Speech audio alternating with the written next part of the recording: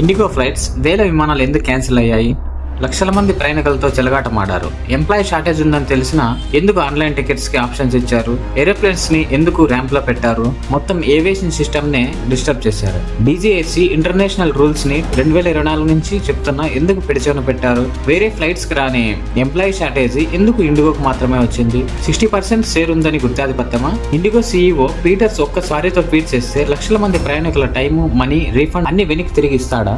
ఇన్ని రోజుల నుంచి షార్టేజ్ రాని డిసెంబర్ 2 నుంచి ఎందుకు? ప్రజల గవర్నమెంట్ మీద వ్యతిరేకత కలిగించడమా? గవర్నమెంట్ రూల్స్ వల్ల వాళ్ళకి నష్టాలు వస్తాయని భావన? ఎంప్లాయీస్ తో అతిగా పని చేపించుకుని కంపెనీకి నష్టం రాకూడదనా? లేదంటే పుతిన్ ఇండియాకి వస్తున్నాడనే న్యూస్ ని గ్లోబల్ లెవెల్లో హైప్ లేకుండా మన ఇండియన్ ఏవియేషన్ సిస్టమ్ ఫెయిల్యూర్ అని గ్లోబల్ గా తెలియజేయడమా? ఇదంతా అన్యూజువల్ గా అనిపిస్తుంది కదా. 2024లో గవర్నమెంట్ చెప్పినా వినకుండా 2025 డిసెంబర్ లో ఎందుకు ఇలా చేస్తున్నారు? లేదంటే ఈ ప్రపంచాన్ని వాళ్ళ చేతుల్లో మాత్రమే పెట్టుకుని నడిపిస్తాం అని అనుకునే డీప్ స్టేట్ పనినా? ఇదే వాళ్ళ ధ్యేయం అయితే సామాన్య ప్రజల కష్టాలు వాళ్ళకు కనపడవా? నిజంగా డీప్ స్టేట్ అనేది ఉందా? ప్రజల చేత ఎన్నుకోబడిన ప్రభుత్వాన్ని కూడా కూల్చే శక్తి వాళ్ళకుందా?